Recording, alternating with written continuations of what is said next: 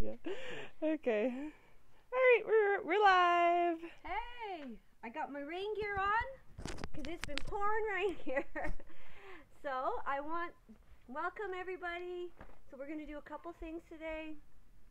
Gonna harvest a bit of stuff and explain what you can do with the things you have, and then we're going to have a little short break, and then I'm gonna show you a garden bed that was neglected and got weeds in it. Well, what should we do right now if we want to plant there next spring? Okay? All right, so let's go in the greenhouse. We have a container of some kind. And, I gotta grab a knife. We want to say too, this video is partly because a few people couldn't join us for our last harvesting class, because we did it on Zoom. But what we'd love is if anybody has questions about harvesting, please ask them and Jackie can answer them for you. Yes, so. yes. I'm just going to grab my little knife. It's just outside here. All right. All right. Just show me. I'll give the tour of the greenhouse. Got lots growing in here still. Okay. It's quite hot. Oh, sorry. All right. You got it? So, let's talk. Okay, onions. So we can talk onions here. So these onions are still bulbing up. Onions are extremely hardy to the cold.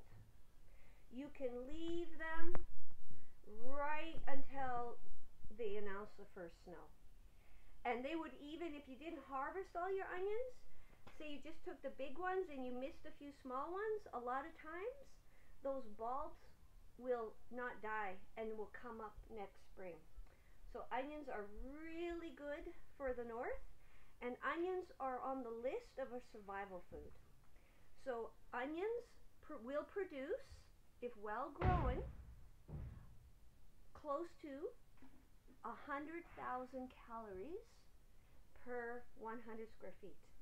So this bed potentially, if left to grow to full maturity, could produce 50,000 calories. Okay, and then what you can do is you can dry the greens. Now what happens when an onion starts maturing? We'll go over here. See, these are still growing, and how we know they're physically still growing is because the greens are standing up. But onions do something when they start to mature. Okay? They fall over. Okay? Oh. And this is natural. They literally fall over on purpose. And what that does is it triggers the energy to go out of the green into the bulb. So the leaves will turn yellow.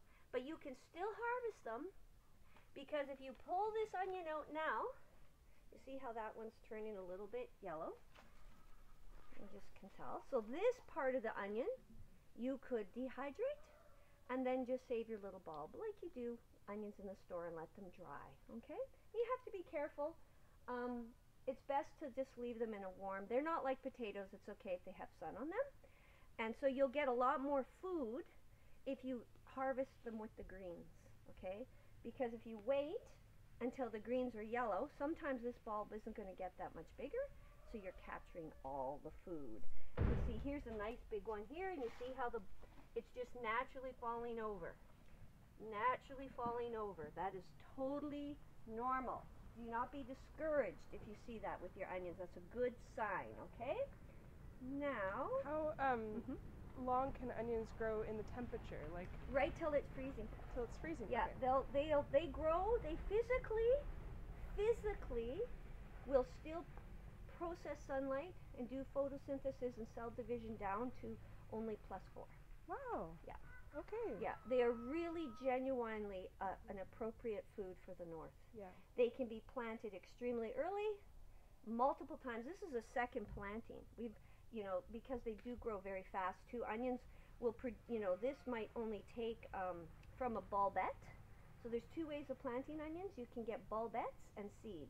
So if you do it from seed, that does take longer, and you can start them early in flats like tomatoes and that, and then transplant them out. You can see the video on our Facebook back in March. Exactly. Yeah, back in March. Exactly. And so that's why they're so good, and they're so good to eat and everything. All right, so I'm going to put this down. And then there's also all our herbs. Like some of these, this is like wild clover, but that's actually you can harvest this flower and dry them. Wow. And add them in your tea. Really? Okay, yeah. So these are herbs that are a tea herb, and so you can cut and dry. Like I'm going to just show you. I have some of these at home. How do you just cut them right at the bottom? You cut them quite low. These will not. These are going to die. Once the frost comes, this plant will not live. So we just grab a handful and cut. Oops. Cut. And so oh, I see. Okay. Yeah, and I would just like a bouquet. And put an elastic on, and then bring them in your house and hang them. And this is like lemon balm, and it is divine lemon. I wish you guys could smell on that, you know. And so that's the same what you could do with all your herbs, any herbs you have. Totally, if you haven't had frost, come cut them off right low, and bundle them and dry them, and then you'll have herbs, and your kitchen will look really beautiful too, with hanging herbs in there. Yeah. Now peas, these are, peas. There's, this is normal. Peas slowly, they're a short-lived annual, but they're still producing. So you just go through. You can harvest any that you find. It's okay if it's flat. This particular pea is a snap pea, so you can eat the entire part of the pea, okay? Instead of the old-fashioned ones, which are like fatter, and you have to shuck them. So what you can do with these is you can pick all your peas, even when they're small, and, excuse me, let me finish it. Yes. And then you get some boiling water, and you can take a colander, so it fits in your boiling water. Put all your peas in, just 2 minutes. 2 minutes in the boiling water. And what the boiling water does, it's called blanching. And there is actually protective bacteria that live on the skin of all vegetables. And there can be enzymes also in them. And what it does is the boiling water just sterilizes it, lightly cooks it so you can freeze it safely. That's with these, so you can have the skin on too. So you'd blanch them for just 2 minutes. 2 minutes, and really then put fast. them like in a Ziploc? Yeah, and then pop them in a Ziploc bag, and you would have garden peas all winter. Ooh. Okay? And then, if you had rabbits, you can, these vines, if you cut them after you've harvested all the peas, and you let them dry, it would be like a hay. Wow. That you could feed your rabbits, or if you had a little goat, or because the whole plant of peas is edible. Okay, so and you don't realize they're still, even though they look like, oh, they're finished. If you look, there's peas everywhere. There are. Yeah. And actually, what's happening is the peas, they like cooler weather. Wow. Yeah, they like cooler weather, and so because we planted these in the greenhouse, the heat stressed them. But they're not dead, and they're still peas growing. So don't be discouraged if your plant looks like, if it's food on it, that's the part that counts. Harvest it. Harvest the food. Don't be discouraged. Yeah. Oh, celery. Actually, I need some of this. This one, this weed here, let's look at this. This is chickweed. Okay? And chickweed is very difficult to deal with. But if you notice the cardboard, the cardboard, there's no chickweed. If this cardboard wasn't here, there'd be chickweed. And so this is an excellent, excellent example of how important the mulching is of some kind. Okay? But this is perfect to go in your compost. Make new soil. It's good for rabbits too, isn't it? Yeah. It's not, chickweed doesn't have a lot of actual food in it. Yeah, you can see what's in here. So this is actually celeriac. Oh. Let me find one here. I'm going to pull one out. This is it's not pretty, okay? But it looks like really gnarly. But this is celeriac, which is from the celery family. So you can harvest the leaves, and the same thing, you could cut these off. You could blanch this if you wanted to freeze it. You could do that, or dehydrate it. You know, and then the leaves, these little leaves, you know how you can get celery seed for spice? Well, you can do the same thing with the leaves. Wow. And then you can have it, and you can crush it up, and then this little bulb can be stored like a potato. And you can cut it up. Here, I'm going to cut it for you, just so you can see. And it's really white inside, okay? And it's like a mild, sweet celery flavor that is much lower in carbohydrates than potatoes, and is a really good substitute. Like you can, if you had a lot of this and you're trying to control or reduce the amount of simple starches you're eating, celeriac would be awesome to grow.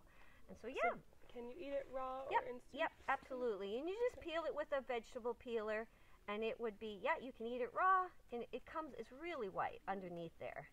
It's beautiful. Now, will this keep growing? Huh? This will keep, yeah, this in the greenhouse. I'm not going to pull them all out because it's just September. It's very hardy. Celery, you wouldn't think is hardy. Celery is hardy. So this probably could go into October before it's damaged. So we won't pull it out, but you could pull some and start doing it. All right. Now let's look at our carrots. I think I gotta take my sweater off too. Yeah. I'm pretty high. At least so. Here, this is a second planting of carrots. Late season, so they might be too small yet to pull. Yeah, they're just little baby ones, so I'm not going to pull these. But this is an example of an unheated greenhouse in that how much it extends the season. These carrots will continue to grow again right till it's freezing in here. So we will wait until into October before we have to pull these out. And basically, what happens once it freezes, it's just too hard to dig them out. Okay, that's all it is. It's not that they could actually even take a little bit of frost. And what happens is if you wait until the really cold weather, your carrots get sweeter. I should have left my carrots in there. Yes, yes, because the sugars go into the root. That's how the plants, because these carrots are a biannual, so they produce seed next year. So if some of these carrots didn't get pulled out and live, they go in hibernation, and in the spring when they would grow, they would send up a flower to make seed. And so that's why the carrot has the ability to put its sugars into its root. Okay? Alright. Okay. Lavender, zucchini. Oh, let's look at the beans. Okay. And the Swiss chard is really nice too.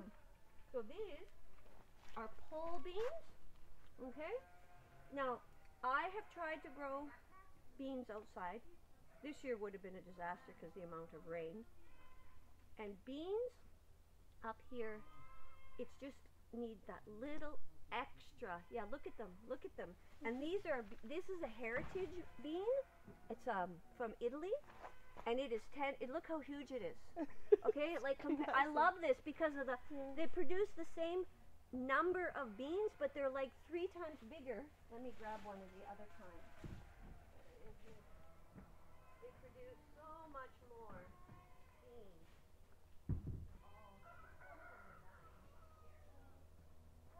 I'll come back. It's Jackie's beanstalk.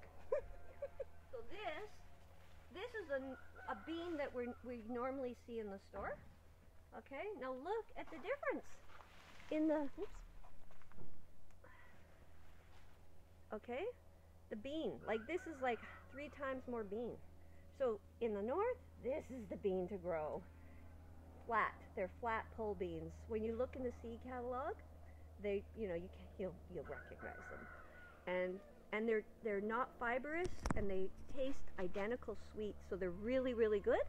And so you'll get way more food from these beans, but they're just not we're not familiar with them, but they're the ones to grow. Mary's on. Hi, Mary. And she just says if you could speak louder. Oh, So speak we'll try. louder. Okay, so I will do my very best. And just so you know, anyone who's listening, if you put earbuds in, if you're looking at, okay, good, because that helps too. Okay. All right. Okay. Let's go look at the tomatoes. Okay. Oh, let's talk about preserving the beans. Oh. Beans can be pickled. Okay. And beans again, blanch and freeze. 2 minutes in boiling water. They're just cooked. Ziploc bags, flat, not too big, just use the little sandwich ones. And you'll have beans to eat all winter long. And there is nothing better than your own blanched beans if you have them, and peas, okay? Oh, do you know what the flat heritage bean is called? The type, it's an Italian one, and they do have a few different varieties, but if you look in any seed catalog, sorry, I'm eating my beans. It's so good. It's hard not to. No, it's so hard not to. I think Roma or something like that. The name is slipping my mind right now. There's a yellow one. There's not a whole lot of these, okay? But you're going to want to have a pole bean, not a bush bean. They do have it as bush bean. Bush bean doesn't vine. It just grows only about this tall, like a foot or two. And bush beans never produce the same quantities because the plant is physically too small to. So, but I would highly recommend them. All right, now tomatoes.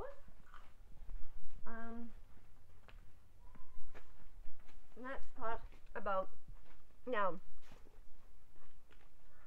Tomatoes, we do not have to wait until they're completely red. As soon as the tomato has a hint of color, just the slightest change of color, like this one is really white, okay, extremely green. Sorry, I'm just coming out. If we were to pick this one, it might not turn red, but the tomatoes, for sure, you can pick this one, and if you compare and you look like this one, you see how you can see the haze or the hint of change of color, you can pick it. Now the other thing you want to do is when you pick it, you want to leave this on.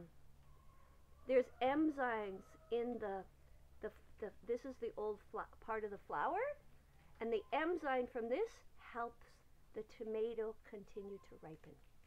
Okay? So if there's no color, don't pick them. Well, if there's no color and it's going to freeze, you got to pick them. Oh, okay. But if you have a greenhouse, like I know it's not going to freeze in here, probably we could go another week or so.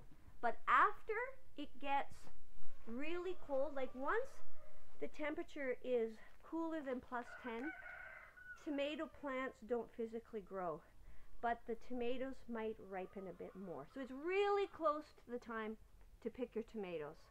And green ones, you bring them in, you can wrap them in newspaper and check them. You'd be surprised. In 2 weeks, boom, they might be all red. And then the ones that stay green, you can make relish, green fried tomatoes. You know, it's like, yeah. So that's about the tomatoes. Let's look at the zucchini. Okay. Now we grow our zucchini in the greenhouses for the same reason, in that they just don't, it's just too cool outside. You can just twist them off too.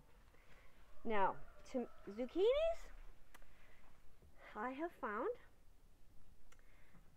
you wash them really well. Wash them really well in the sink.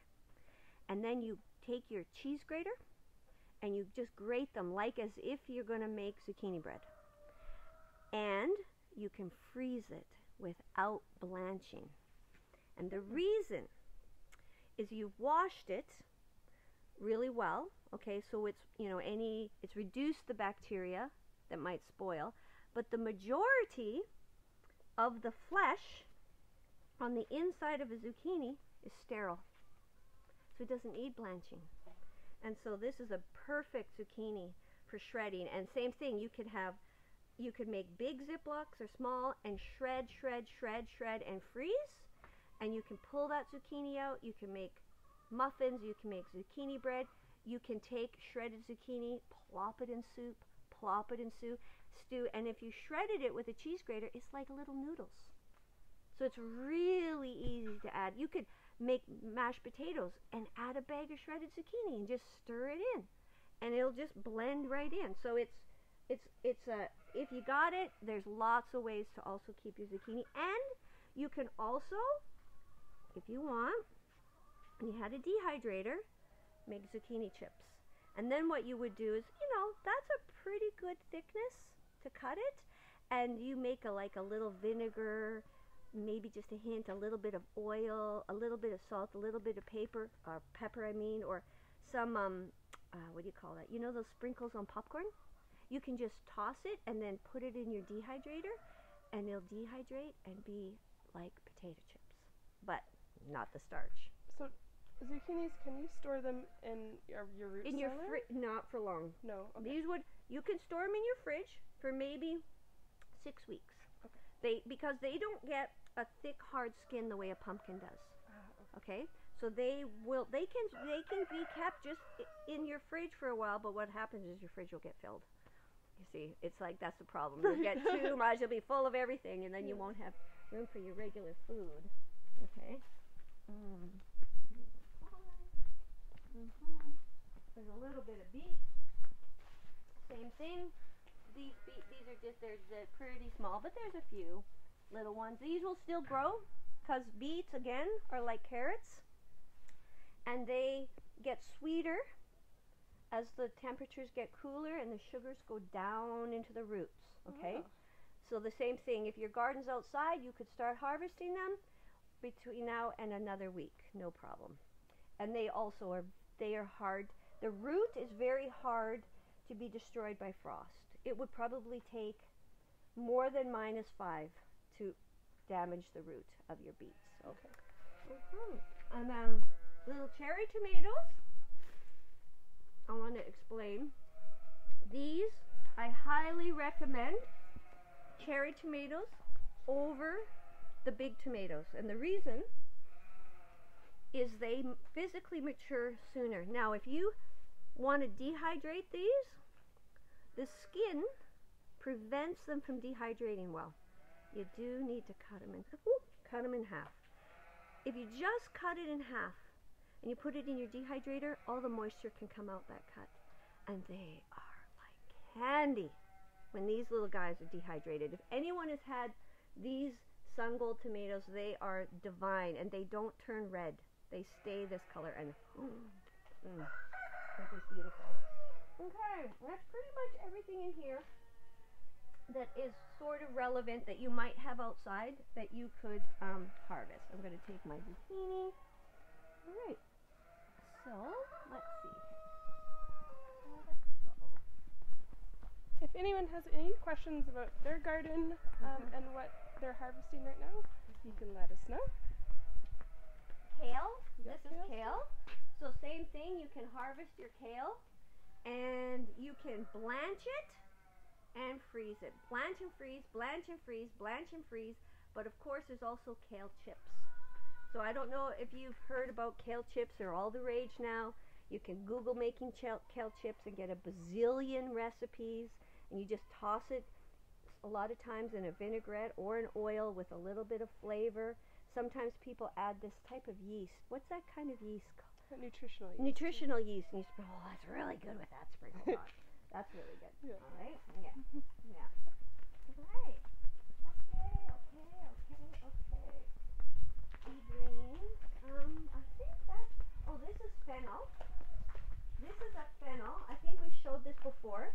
But this is a licorice flavored type of plant that's very similar in its leaf to dill, and it's really nice. Like if you had grown this, the same thing, you could harvest it, cut the leaves, this fennel off, and dehydrate that, and you could make it into a sprinkled dried, just like dried dill, exactly. And then the little bulb, you just fry it up and eat it, but it's delicious. Someone has a question. Is there a special tomato that grows best in a greenhouse? Yes, there are. And the thing that I have found about the tomatoes is the cherry tomatoes. Okay? For us in the north, the cherry tomatoes, when you look in a seed catalog, okay, you look at days to mature. And any of the large tomatoes, always more days, like 70, 80, 90 days. You look at the cherry. Maybe I'll press. Oh, we're back. Okay, we're back. Great. If you can see, the goats are going out right now. Sorry, we have a not great cell phone service out here.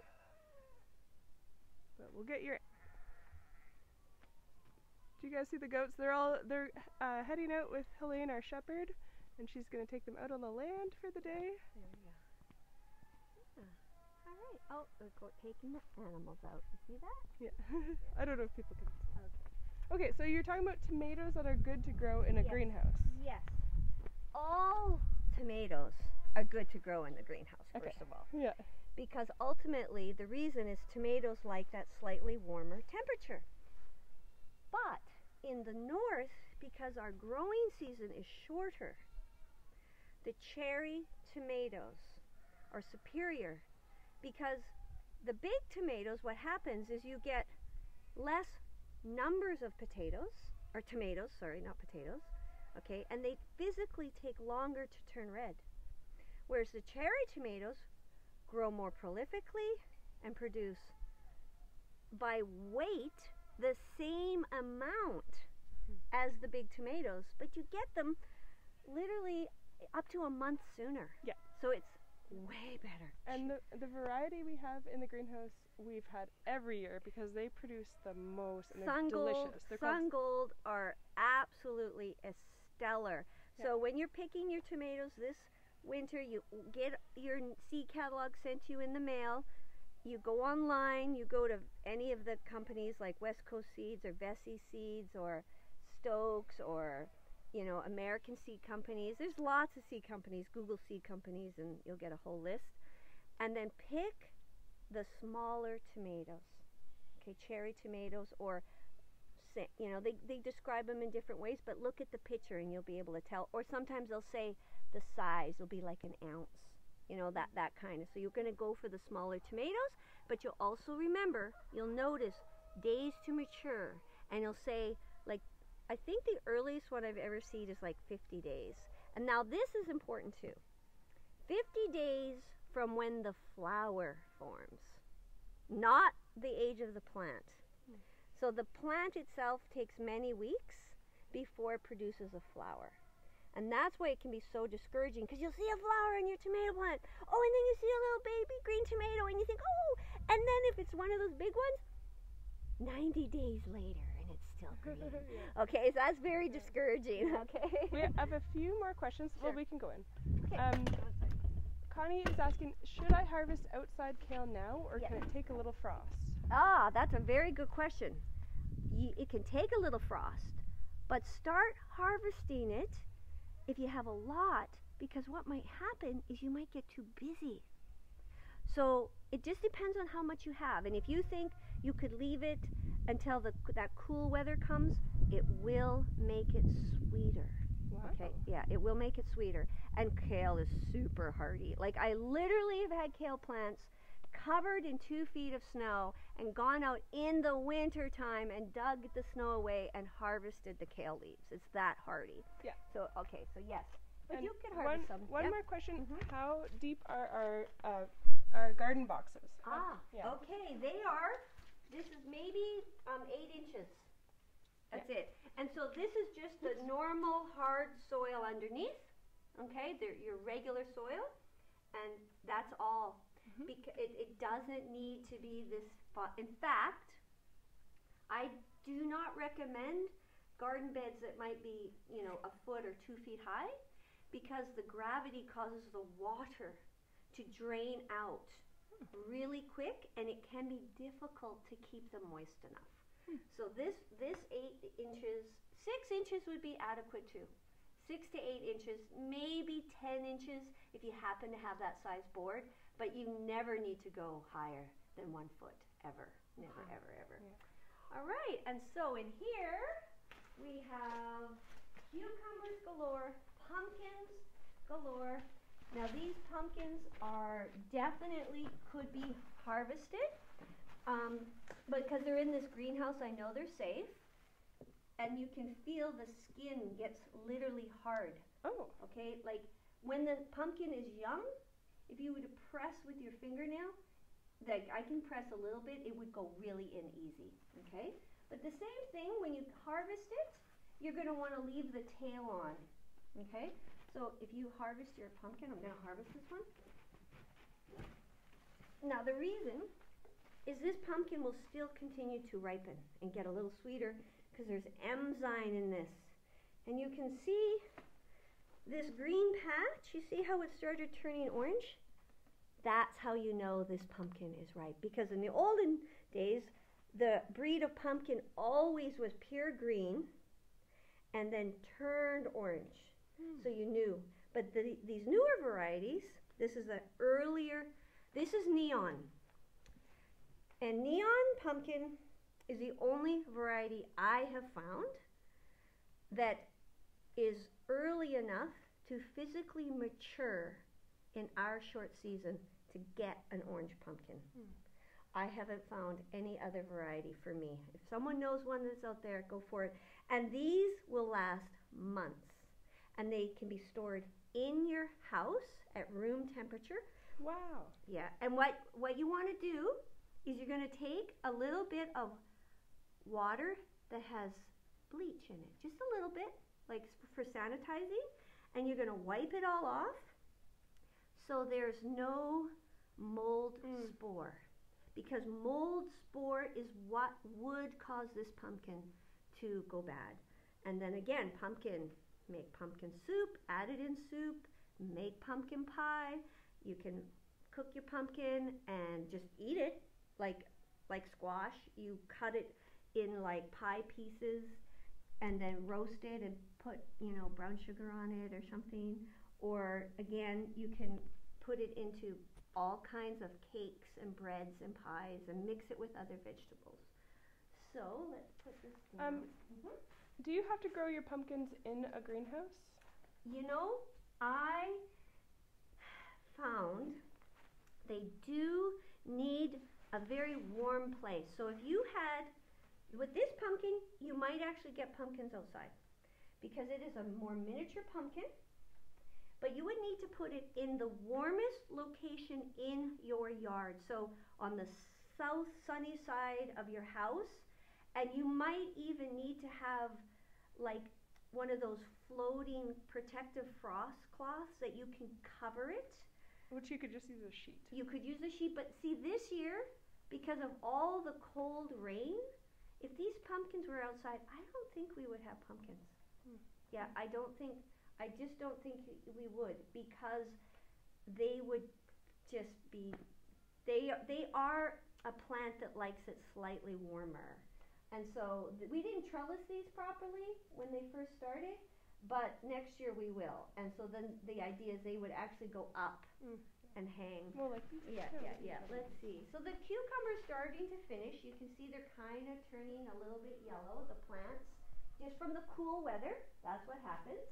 But there's still cucumbers here, and they're still coming. And we could.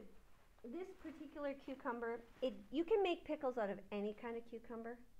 They don't have to be just pickling cucumbers. I didn't know that. Yeah, and normally what a pickling cucumber originally comes from is when the frost is coming and your cucumbers are going to die, and you just go and you pick every cucumber. So the baby cucumbers are the ones that we used to make the pickles out of, and now they have whole varieties that are growing just for pickling, but that's not really how it got started.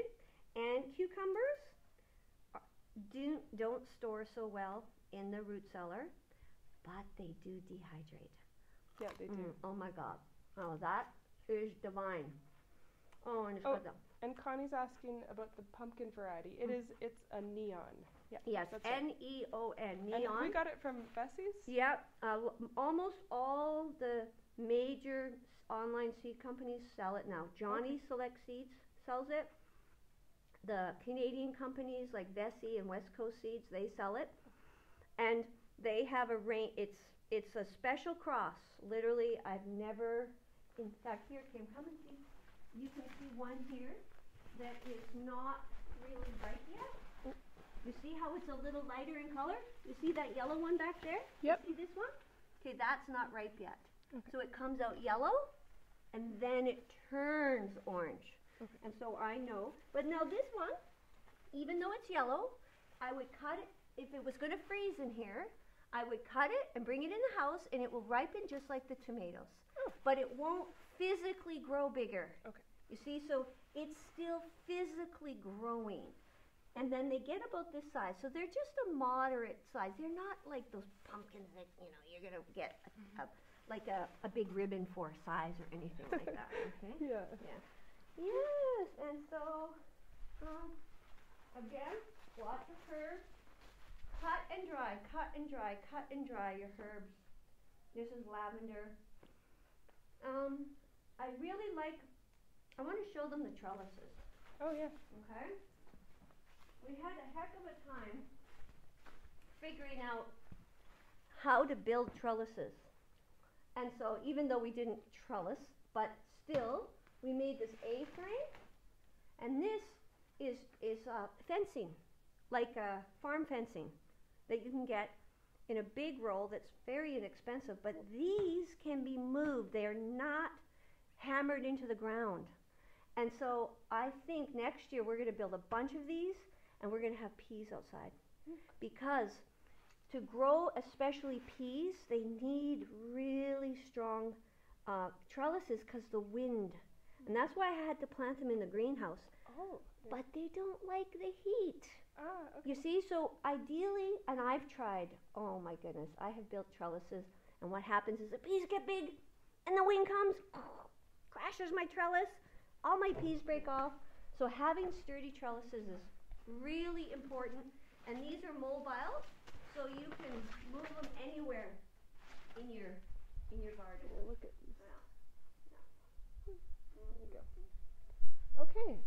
So Good. if there are any other questions, let us know. We can answer them later. We're going to take a little break. Yeah.